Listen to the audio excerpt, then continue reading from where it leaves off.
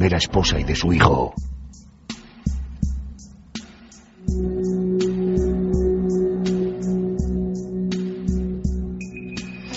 Miguel, vamos a empezar, si te parece, por el principio de esta historia, porque por aquellos primeros homicidios que se remontan al año 1988. ¿Quién es este Ramón Laso? ¿Quién era Ramón Laso?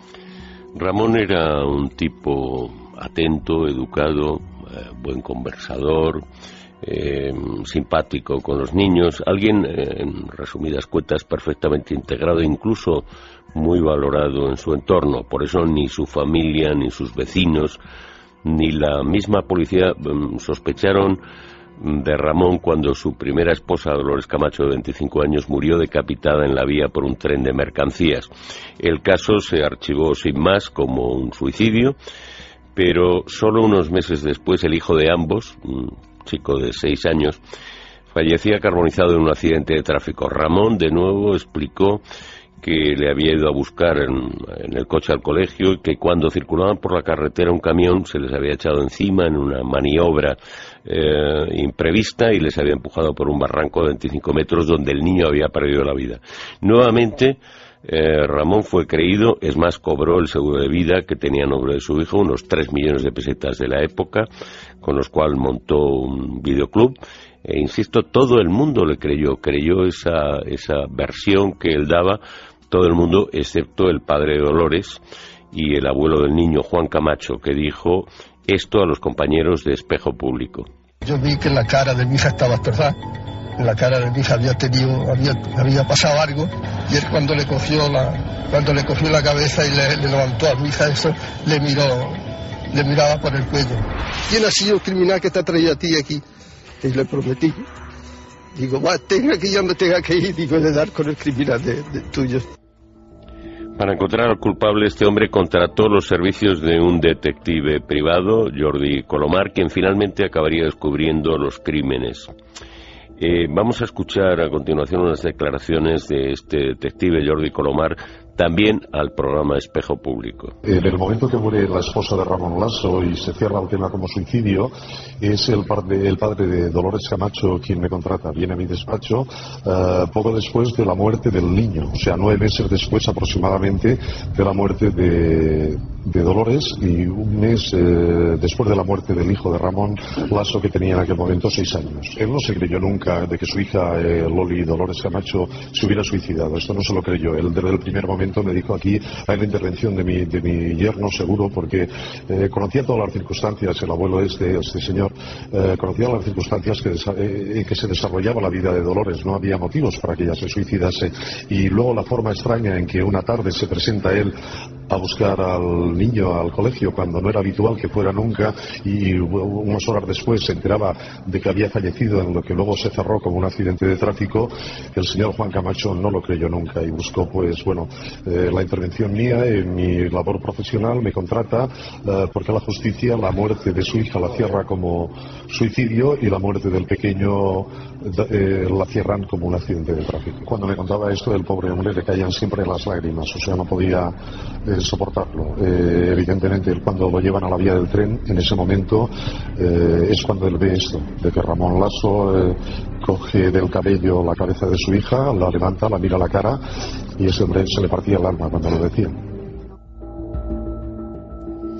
Un trabajo, por lo que hemos podido, concluir después de revisar toda la documentación, un trabajo de este detective verdaderamente ejemplar, porque fue él quien descubrió que el coche en el que se mató el hijo de Ramón Laso tenía metida la primera marcha cuando se suponía, según su versión, que circulaba por la carretera. El detective contratado dedujo, y posteriormente el mismo Ramón admitiría, que aprovechó que el niño dormía para bajarse del coche, meter la primera marcha y tirarlo por un barranco. Igualmente interesante, o más si cabe, fue como descubrió el detective Jordi Colomar el segundo crimen. Miguel, ¿cómo fue ese segundo crimen o ese descubrimiento? Fíjate, Adolfo, que el trabajo de Colomar fue espléndido y lo fue, pero también habría que ponerle un ferito en conducta a la justicia, porque Colomar descubrió, como él relatará posteriormente, que Dolores Camacho, el día en el que supuestamente se había suicidado, ese día había llovido con fuerza, es decir, había mucho barro cerca de las vías del tren y paradójicamente ella llevaba unas zapatillas impecables, perfectamente limpias. Esto le llevó a pensar, evidentemente, que había sido asesinada en otro lugar y después se había trasladado el cadáver para simular ese suicidio. Evidentemente el tren, claro que había pasado por la cabeza de esta mujer, pero cuando ya había fallecido. ¿Por qué? Porque el corte que tenía en el cuello era limpísimo, es decir, la cabeza se había quedado prácticamente fuera, como ocurre, digamos, para que el público, nuestros oyentes lo puedan entender, como en una guillotina, o sea, es decir, la cabeza aparte, el cuerpo por otro lado.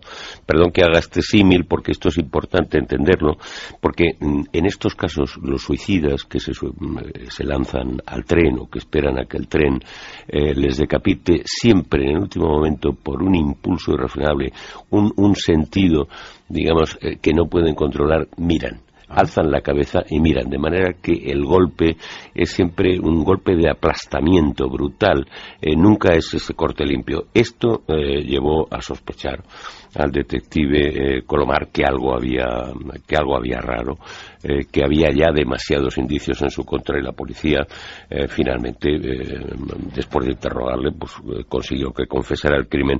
Vamos a escuchar precisamente al detective Colomar hablando, explicando cómo descubrió este crimen. El corte en el cuello era limpio. Yo estuve a la segunda autopsia que se le hizo al cadáver, estuve presente. El corte era limpio por el cuello. Esto es imposible. La gente habitualmente, casi en un 100% de los casos, cuando se suicidan con el tren, lo que hacen es tirarse en el momento en que pasa el tren. Evidentemente los arrolla y los destroza. No es un corte limpio. No era una persona que estaba muerta en el momento que lo decapita el cadáver, el tren. También ocurre otra cosa más. O sea, cuando una persona se suicida tirándose al tren, los zapatos siempre desaparecen por la descompresión que hay en el cuerpo.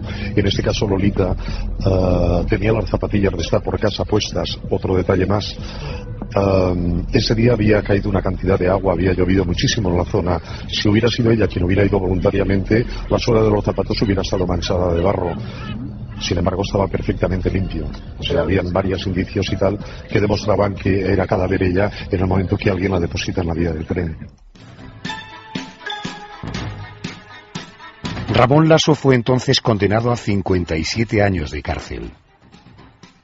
Allí consiguió engañar a todos con una conducta ejemplar que le supuso algunos privilegios, Miguel, porque se puede decir que este hombre se adaptó a la vida carcelaria de forma absolutamente ejemplar, ¿verdad? Perfectamente, supo desenvolverse en la cárcel de una manera ejemplar, trabajando incluso como jefe de cocina, parece que tenía habilidades culinarias, se ganó el afecto de los funcionarios, tenía un carácter dócil, simpático, amable, consiguió engañarles a continuación, y para explicar un poco a qué punto llegó, digamos, de privilegio su situación en la cárcel de Tarragona, donde ahora espera la resolución de este juicio.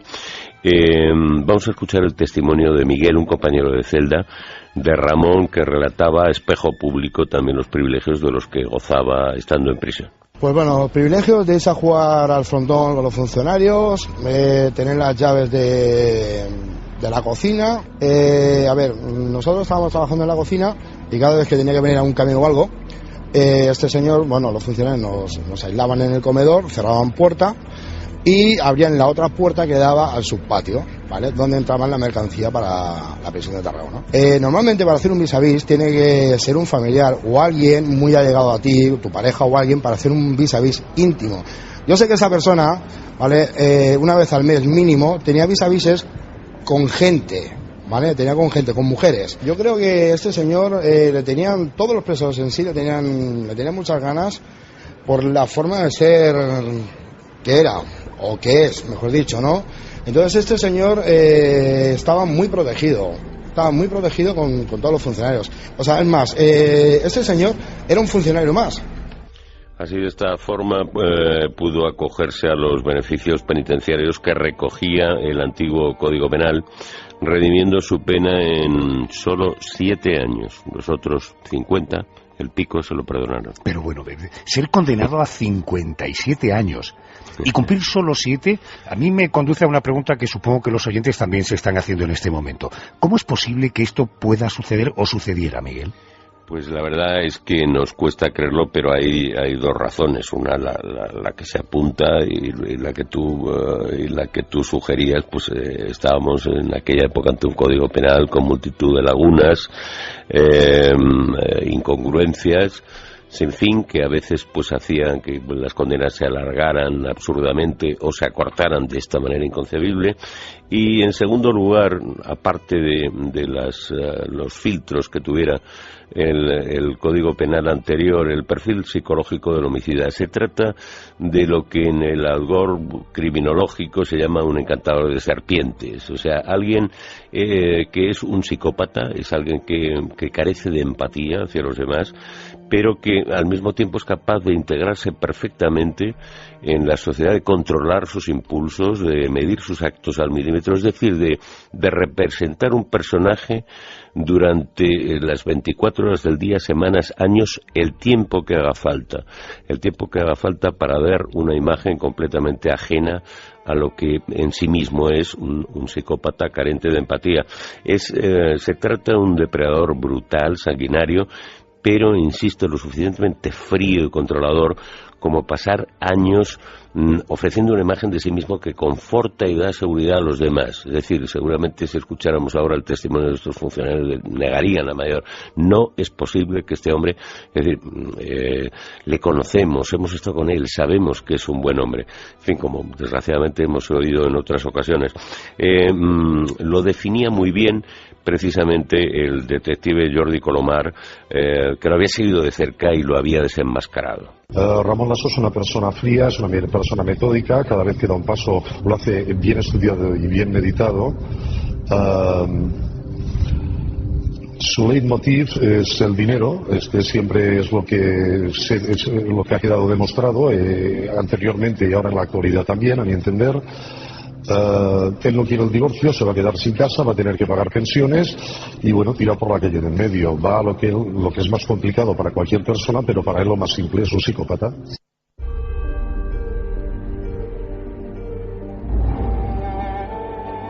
Se le condonan 50 años y la historia continúa. Lo cierto es que en 1999 ya se encontraba en libertad condicional. Inicia una nueva vida y enamora a Julia Lamas, a la que, por supuesto, oculta su pasado. Y aquí comienza su segunda fechoría, su segunda presunta fechoría, que por esto es por lo que le están juzgando ahora, ¿no, Miguel? Efectivamente, Ramón Lasso sale de la cárcel, rehace su vida con Julia Lamas, como decía, con quien en 2006 ya está conviviendo en un chalet de la urbanización tarraconense del Palleros, a 100 metros de Maurici y Mercedes, el cuñado y la hermana de la mujer de Julia, a quien ahora se le acusa de haber asesinado. Con Mercedes comienza una oculta relación sentimental que apuntabas, no sabes hasta qué punto también es una relación, pues, en fin, un poco, no entramos en eso, todo apunta, y así concluye la Fiscalía, vamos a ceñirnos a los hechos, a que Lasso decide matar a Julia Maurici, es decir, a su esposa y a su cuñado, ocultar los cuerpos, ocultarlos muy bien, porque la verdad es que hasta ahora no se han encontrado, como ya has dicho, simular que se habían ido juntos. Lo que pasa es que Mercedes, su amante, al mismo tiempo hermana de la esposa, sospecha desde el primer momento que Ramón le está contando una supuesta fuga de su hermana y su marido que no tiene ni pies ni cabeza. Oye, Miguel, bueno, le condenan por matar a su mujer y a su hijo, 57 años. A los 7 años sale de la cárcel. Vuelve a enamorarse o a enamorar a Julia Lamas. Me cuentas que empieza a tener una relación con su cuñada, con Mercedes. Cuéntanos cuándo empieza a sospechar Mercedes sobre la versión de Ramón Lasso. Es decir, cómo ocurren los hechos para que ella empezara a creer que a su marido, Maurici, y a su hermana, a Julia, los había matado Ramón Lasso. La fecha es el 27 de marzo de 2009, la salida del trabajo de Mercedes. Trabaja como enfermera en un hospital en el Joan 23 de Tarragona, y de repente se encuentra que la salida, en lugar de su marido, de Maurici, que es la que va a esperarla cada día, se encuentra Ramón. Y según su declaración, que cito textualmente, se lo encuentra sentado en una silla, todo sudoroso, como si hubiera hecho una maratón, todo rojo, no articulaba palabra, no llevaba sus gafas y tenía un pequeño rasguño en la nariz. Sigue diciendo textualmente Mercedes: le pregunté qué pasaba y me dijo: qué sinvergüenzas, se han ido. Hipotéticamente, lo que intentaba explicarles es que su marido y su hermana se habían fugado juntos para empezar una nueva vida en común. Le dice que a la 1 en punto, a las 13 horas, fue a buscar a su hermana, que se la encontró con Maurici, que ambos estaban en su coche, en el coche de Maurici y Mercedes. En fin, estamos manejando 4 nombres, espero que nadie se haya perdido. Que Maurici entonces le dice que van a rehacer la vida juntos, que se van, y que mi hermana, dice Mercedes, le había tirado las llaves del bar que regentaban juntos. Él, todo tranquilo, me dice que tranquila, que se han ido y que ya volverán. Que tranquila. Digo, ¿pero cómo voy a estar tranquila? Claro, evidentemente esta versión, en primer lugar, lo del coche, queda inmediatamente desmontado porque se descubre que el coche estaba en un depósito de la policía municipal, que lo había encontrado mal aparcado y se lo había llevado, es decir, el coche estaba abierto. El coche no lo habían utilizado para la huida, como él cuenta. Pero a Mercedes lo que acaba de descuadrarle completamente de esta versión rocambolesca que le da su medio cuñado, su medio amante, es que cuando llega a casa se encuentra que todas las pertenencias de su marido, de Maurici, están allí. No se ha llevado absolutamente nada, y lo que es ya más preocupante, no se ha llevado una medicación que tiene que tomar cada día. Evidentemente Mercedes se queda desconsolada y no sabe muy bien por dónde tirar. Yo le pregunté que cómo es que estaba solo. Dice, es que soy viudo, dice, porque mi mujer y mi hijo, dice, murieron en un accidente de coche.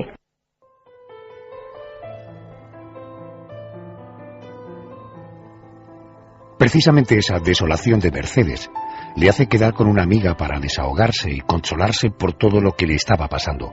Y es ahí cuando cambia la suerte de Ramón Lasso. Cambia su suerte y además termina en un banquillo de acusados, Miguel. Sí, porque Mercedes empieza a tirar del hilo, casi por casualidad, de la trama criminal de su cuñado, de su amante, porque a la persona a la que acude para, sencillamente, pues para estar con alguien, para confortarse, para encontrar un poco de calor humano, resulta ser una amiga que trabaja en instituciones penitenciarias. Esta mujer, pues al día siguiente va, mira las fichas y le dice: oye, ¿tú sabías que tu padre... Bueno, este señor con el que no sé si sabía que tenía una relación o no, pero que este señor ha tenido antes unos sucesos, que ha estado en la cárcel, en esta misma cárcel de Tarragona. Es algo verdaderamente impresionante, que ha sido condenado con anterioridad por asesinato y que lo ha confesado, además, de su esposa y de su propio hijo. Miguel, ¿cómo es posible que unos hechos que en su momento tuvieron enorme trascendencia, por su brutalidad y por la alevosía, no fueran conocidos por las personas más próximas a Ramón, y que éste hubiera podido rehacer su vida sin las sospechas de su entorno? Fíjate, la pregunta que me haces, Adolfo, para mí es la de mayor peso en toda esta historia. Todos hemos visto muchísimas películas y series estadounidenses en las que la gente cambia de identidad. Bueno, estamos hablando de un país que no es un país, que es un continente de muchísimos estados, donde las leyes entre estados cambian, donde no existe un DNI para los ciudadanos. Los ciudadanos norteamericanos o estadounidenses no tienen un DNI, no hay una huella dactilar, a no ser que hayan cometido evidentemente un delito, esté en alguna base de datos. Bueno, ¿cómo esto puede pasar en España, incluso en el ámbito de la misma provincia? ¿Cómo esta persona no estaba señalada, perfectamente conocida? En fin, bueno, evidentemente había redimido su culpa, pero bueno, era un peligro objetivo. Como esto la gente no lo sabía, no me lo llegó a explicar. Cuéntame una cosa, porque decíamos que actualmente se le está juzgando, pero por seguir con el relato cronológico, ¿cómo se le llega a detener? También es casi un azar, porque fue detenido después de esta denuncia que hace Mercedes. Se le detiene en marzo de 2011, ya con sospechas claras, en una vivienda que está compartiendo en ese momento con una tercera pareja de las que conocemos, también llamada Julia, una paraguaya, con la que regentaba un bar, es decir, exactamente el mismo caso anterior, con la Julia presuntamente asesinada, y con la que ya parece que estaba a punto de trasladarse a Paraguay, y a la que curiosamente había hecho ya un seguro de vida muy importante. Cabe especular, y todos creo que después de oír al detective y por el contexto de la historia podemos suponer para qué le había hecho este seguro de vida. Claro. El hecho es que se detiene y el juicio ha comenzado creo que hace un par de semanas, hace 2 lunes. El juicio continúa en estos días. Se suponía que iba a acabar más o menos rápidamente. El abogado, de alguna manera, su abogado defensor, que parece que es bastante bueno, se las ha ingeniado para que él declare en último lugar. Con lo cual él habrá oído todos los testimonios, el testimonio sobre todo, que es el de mayor peso de Mercedes, y vamos a ver qué dice y en qué acaba esto. A ver, yo te quiero trasladar 2 preguntas que supongo que se están haciendo nuestros oyentes. La primera, ¿es posible condenar a alguien por 2 crímenes sin haber encontrado los cuerpos de las víctimas? Esta es lo que se dice tanto ahora, la pregunta del millón. Es un asunto verdaderamente complejo y los expertos en derecho penal en España no consiguen ponerse de acuerdo. Es decir, tenemos 2 casos que todo el mundo conoce, relativamente recientes, que apuntarían a la posibilidad de que alguien fuera condenado sin el cuerpo del delito. El de Miguel Carcaño por el asesinato de Marta del Castillo, de José Bretón por haber acabado con la vida de sus 2 hijos. En ambos casos no existe un cadáver o cadáveres, aunque en el caso de Bretón sí sabemos que hay unos restos humanos calcinados con una alta probabilidad, por las medidas, coincidencia de las edades, pero sin ADN, sin una prueba concluyente. Pero en los 2 casos pues ha habido condena, pero también hay que decir que hay notables diferencias. En primer lugar, en el caso de Miguel Carcaño, aunque él ha modificado no sé cuántas veces su declaración, en todos los casos se ha declarado el asesino de Marta del Castillo, convicto y confeso. O sea, es decir, él nunca ha negado haber matado a Marta del Castillo, lo que pasa es que en algunos casos ha dicho que participaba uno u otro, pero en fin, él ha confesado ese crimen. Por lo que se refiere a Bretón, la posibilidad que sí se da en este caso, pues la huida voluntaria de unos niños pequeños es inverosímil. No tanto lo que estamos hablando de Lasso, porque, bueno, un juez puede decir, estamos hablando de 2 personas adultas, no hay cadáver, alguien dice que se fueron. En fin, la cosa es muy complicada. Yo creo que en este juicio, si no se encuentran los cadáveres, nos vamos a encontrar con una situación francamente complicada. Yo no tengo ninguna duda, se le está juzgando en este caso por un jurado popular. Estoy prácticamente seguro de que va a haber una culpabilidad final, una declaración de culpabilidad. Ahora, esto llevado al Supremo, con pruebas indiciarias muy potentes, muy fuertes, con unos antecedentes, con lo que uno quiera, pero con indicios. Yo no sé si esto en un momento dado no levantaría el Tribunal Supremo. Insisto, son indicios de convicción muy fuerte, indicios muy fuertes, pero en fin, habrá que verlo. Es un caso muy interesante. Sí, correcto. Te decía que tenía 2 curiosidades. Una, acabo de oír tu opinión. La otra, ¿cuál crees que es el verdadero móvil de este crimen, que en principio, por lo que cuentas, suena a lo que antes se llamaba un crimen pasional, ¿no? Sí, pero también el detective nos ponía, yo creo que antes en la pista. Yo creo que la pasión de este hombre es el dinero. La pasión es una situación económica, y yo creo que su verdadera pasión no es tanto sexual como fiduciaria. Es decir, él sí que tenía una relación con Mercedes, pero yo creo que lo que le llevan a cometer estos delitos son motivos económicos. Ahora hemos sabido que la casa que compartía con Julia en una buena urbanización, que antes citábamos, ya estaba en venta, que el bar se había puesto en traspaso, es decir, él veía peligrar todo el negocio. De alguna forma las cosas evidentemente no marchaban bien entre ellos, porque la mujer estaba ya decidida a romper con aquello. Probablemente pues no había grandes discusiones ni violencia en esa ruptura, pero sí que había una intención de ruptura, quizá porque Julia hubiera descubierto la infidelidad con su hermana, en fin, por lo que fuera, esa relación se estaba acabando, y lo que se estaba acabando era una casa y un bar. Con esto el asunto quedaba zanjado. Yo creo que el móvil del crimen realmente es económico.